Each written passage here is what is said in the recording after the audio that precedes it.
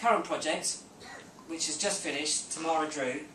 Gemma Arterton is the star of the film, directed by Stephen Frears. So we've just completed this project. I don't want to go into any of these on the story basis or the politics and all that's involved, but this is an interesting one. It'll be coming out in the summer and it will be a very big film.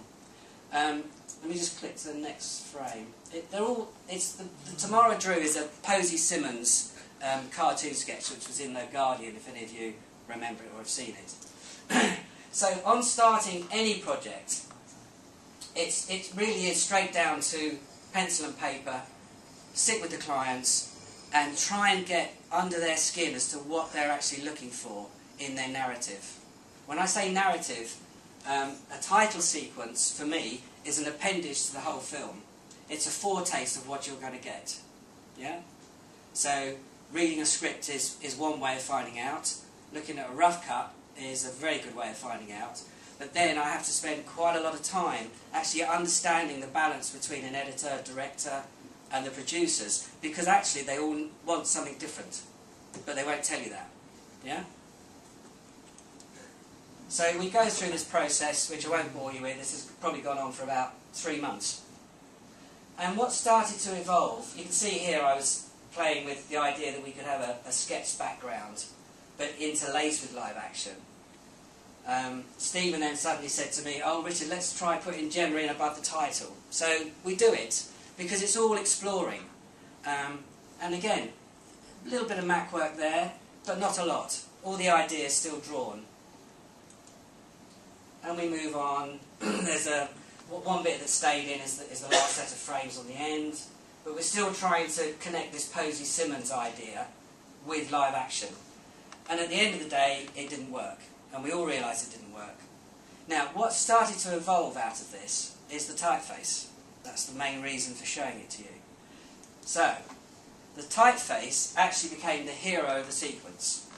Now, what I've done there is laced up for you the 4 progressions of that typeface. So you can clearly see that we started with a drawn, I think it was called a Times Scratchy or something in the MacBook. So we started to draw over the top of it. And evolving in that last frame. Now, that now has become the star of the titles. Looks a bit boring here, but obviously, trust me, when you see the film, you'll see how it all works. Just lace up a few frames here. Quite funny when you've seen the film. So I had this. Looks a bit boring here, but obviously, trust me, when you see the film, you'll see how it all works. Just lace up a few frames here. Quite funny when you've seen the film. So I had this idea that we should use all of the key actors and bring them back at the end, which luckily won the day. And there we go again. They sort of move around the screen, but when you actually see the film, it will all make sense.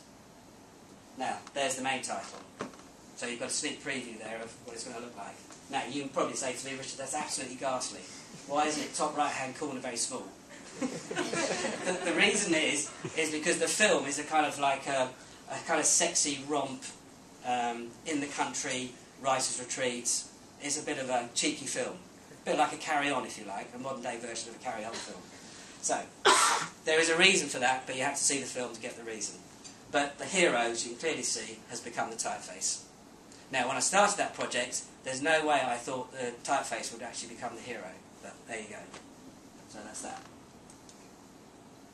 Moving on. Okay.